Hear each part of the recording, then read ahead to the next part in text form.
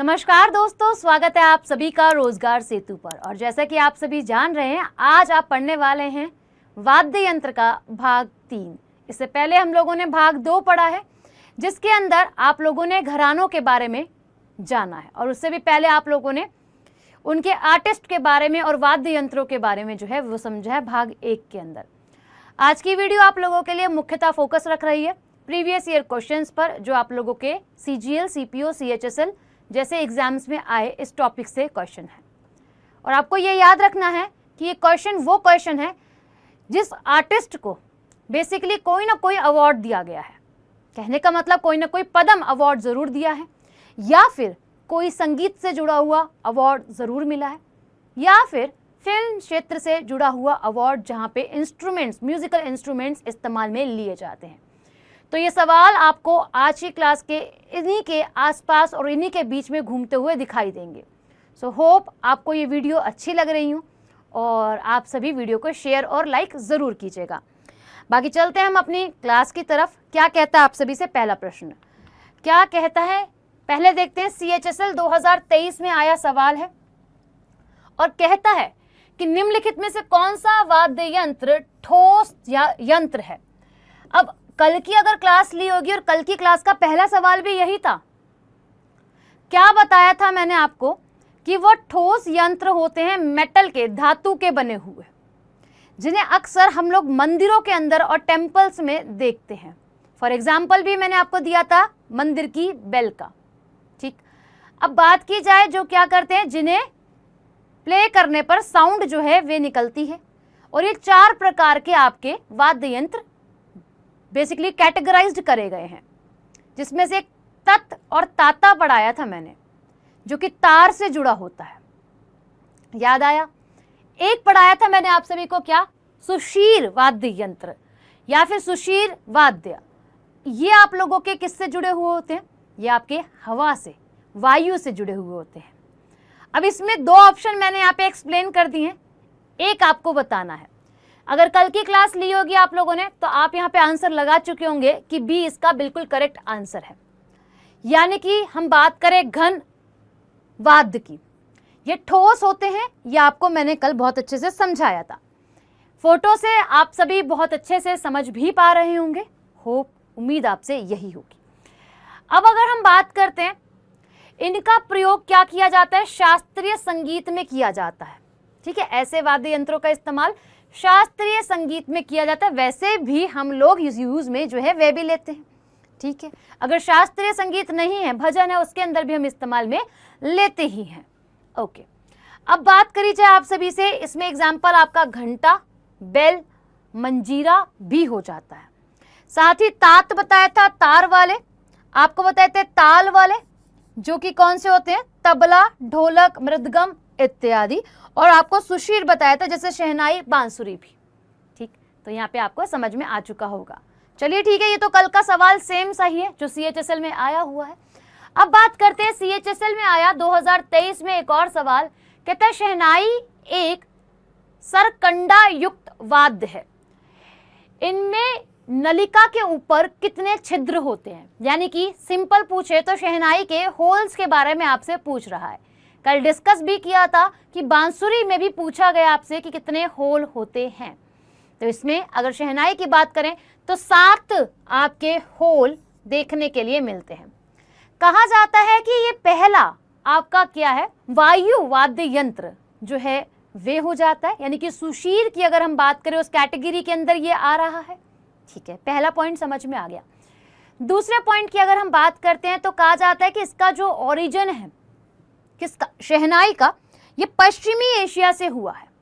और इसके अंदर मेटल का भी इस्तेमाल किया गया और आप लोगों का लकड़ी का भी इस्तेमाल किया गया। इमेज में अगर हम यहाँ पे समझे, देखिएगा, इमेज में अगर मैं समझूं तो यहाँ पे मेटल भी है, धातु भी है, और यहाँ पे लकड़ी भी है, और इनमें क्या है, आप लोगों के होल्स है। तो दोनों का इस्तेमाल इसके अंदर जो है वह किया गया है। तो इसे आप लोगों का किस नाम से जाना जाता है, मंगलवाद के नाम से भी जाना जाता है। किसे भाई, बांसुरी, इसको, शहनाई को। चलो, तो जो लिखा है वो आपको बहुत अच्छे से समझा दिया है।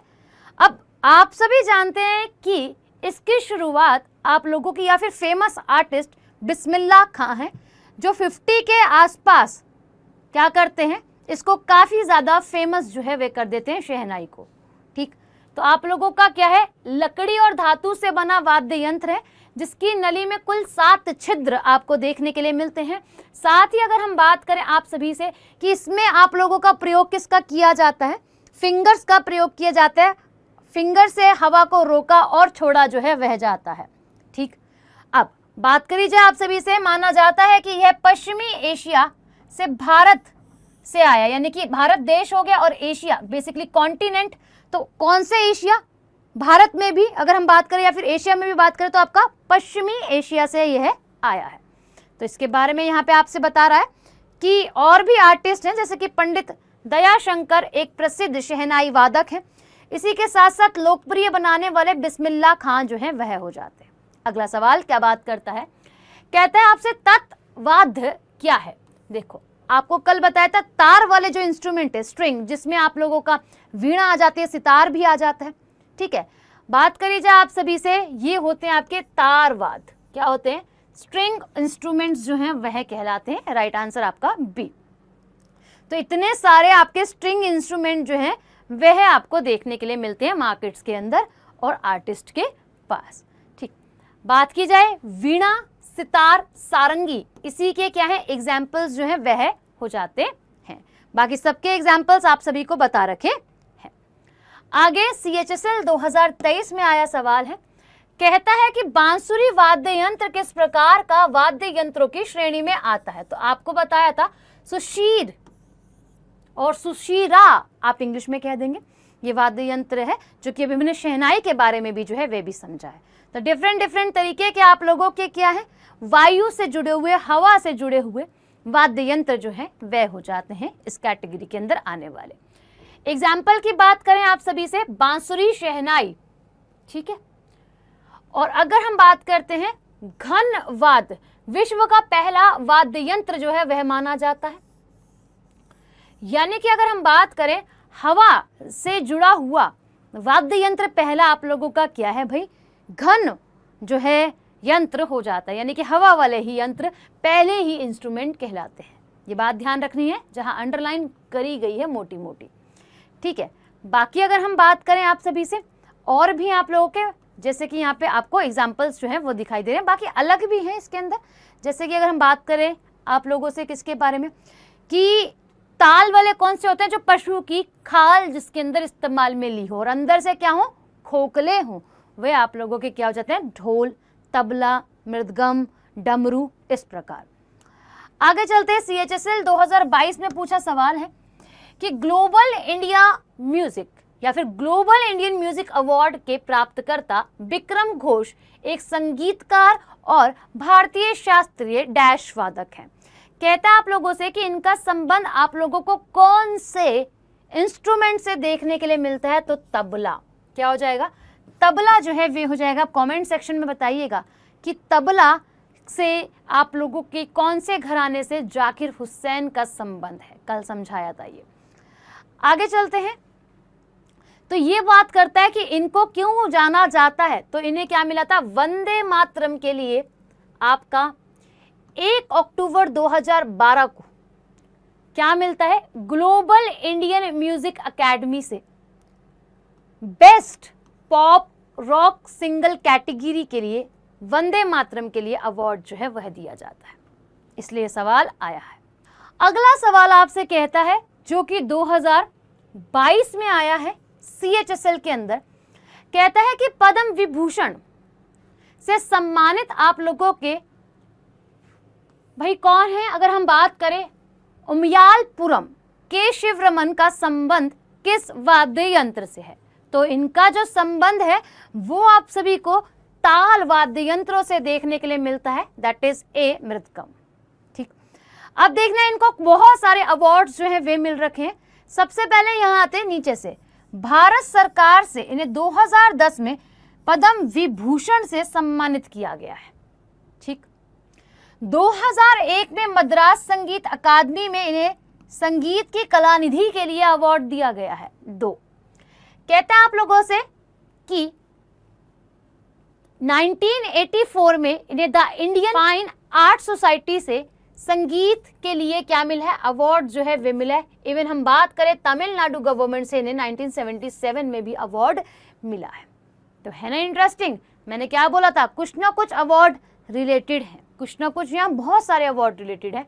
CHSL 2022 कहते हैं अली अकबर खां के शिष्य राजीव तारानाथ एक डैश वादक हैं। भाई शिष्य हैं तो कौन सा वाद्य यंत्र बजाएंगे, जो आप लोगों के कौन बजाएंगे, अली अकबर प्ले करेंगे।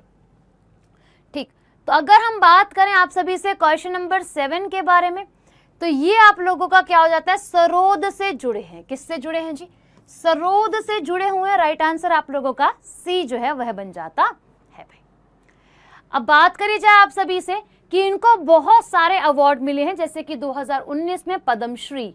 संगीत अगर हम बात करें आप सभी से, संगीत नाट्य अकादमी में आप लोगों का 1993 यहाँ लिखा होगा, ये रहा।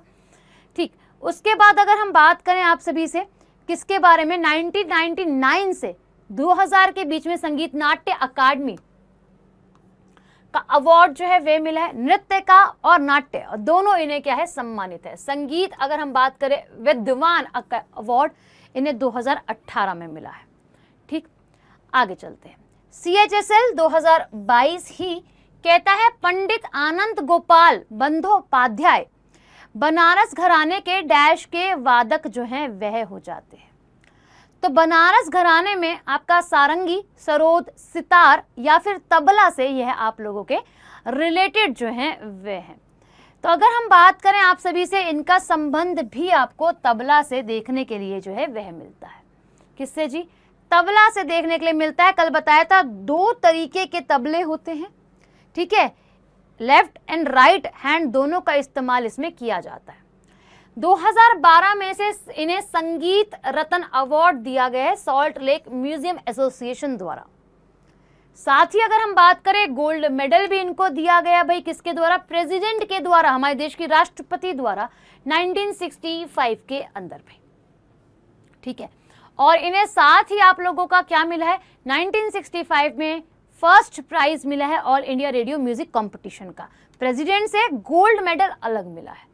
ठीक, अगला सवाल बात करते हैं, CHSL 2022 में आया है, कहता है पद्म भूषण से अवॉर्डेड और सम्मानित उस्ताद आपके साबरी खान एक डैश वादक थे। भाई कौन से वादक थे, तो ये आप लोगों के सारंगी वादक जो हैं वह हो जाते हैं। राइट आंसर आप लोगों का ए। अगली बात करें तो ये कौन कौन से अवार्ड से सम्मानित है। 2002 के अंदर संगीत भूषण पुरस्कार मिला है, पद्म भूषण मिला है 2006 में, पद्मश्री मिला 1992 में। ठीक, उस्ताद चंद खान अवार्ड मिला है 2002 में। साथ ही अगर हम बात करें आप सभी से कि संगीत नाट्य अकादमी मिला है इन्हें 1986 के अंदर, और 1985 में भी इनको क्या मिला है, जो आप लोगों से बताया, शोभना कला संगम अवार्ड भी इन्हें दिया गया है। अगले सवाल की तरफ चलते हैं। CHSL 2022 में पूछा सवाल है, कहता है निम्नलिखित में से कौन भारत की एकमात्र प्रसिद्ध महिला शहनाई वादक है। इनका नाम हो जाता है बागेश्वरी कमर। अब इनकी अगर हम बात करें आप सभी से, तो यह शहनाई, जैसे कि हमें पता है बिस्मिल्लाह खां का संबंध शहनाई से है, वैसे ही ये एकमात्र महिला हैं जिनका संबंध शहनाई से है और एक प्रसिद्ध कलाकार है। अगर हम बात करें आप लोगों से गौहर जान की, तो ये हम कह सकते हैं कौन है भाई, ये एक भारतीय हम कह सकते हैं गायिका है ना। इनका संबंध आप लोगों के सॉन्ग से जो है वह निकल कर आता है। अगर हम बात करें आप लोगों से किसके बारे में, विनोदिनी दासी के बारे में, तो ये आप लोगों की एक हम कह सकते हैं एक्ट्रेस हैं, जो कि बंगाली मूवीज की कह सकते हैं एक्ट्रेस हैं। अगर रसूल बाई की बात करते हैं आप सभी से, तो इनका संबंध हिंदुस्तानी शास्त्रीय घरानों से निकलकर जो है वे आता है, बनारस घराने से बेसिकली। तो राइट आंसर हमारे पास सी जो है वह बन जाता है। बाकी सभी के बारे में सारी चीजें मेंशन जो है वो यहाँ पर आपको दिखाई जो है वह दे रही है। अगला सवाल बात करता है आप सभी से कि CHSL 2022 का ही सवाल है, पद्म भूषण पुरस्कार से सम्मानित पंडित निखिल ज्योति घोष एक डैश वादक थे भाई। कौन से वादक थे? अगर पंडित निखिल ज्योति घोष की हम बात यहां पर आप लोगों से करते हैं तो अब बात करी जाए इनकी, तो ये आप लोगों के तबला से जुड़े हुए आर्टिस्ट हैं। किससे भाई? तबला से जुड़े हुए आर्टिस्ट आप लोगों के ये है हो जाते हैं भाई। अगले सवाल की तरफ चलते हैं। क्या कहता है? CHSL 2022 में आया सवाल है और ये बोलता है कि सुरबहार वाद्य यंत्र में महारत हासिल करने वाले आपको निम्नलिखित में से कौन से वादक जो हैं वह दिख रहे हैं? तो कहता है उस्ताद इमारत खां, अलाउद्दीन खां, अली अकबर खां या फिर अब्दुल करीम खां। तो अगर हम बात करें उस्ताद इमारत खां, बिल्कुल करेक्ट आंसर आप सभी का यहां पर बन जाएगा। राइट आंसर ए आप सभी का।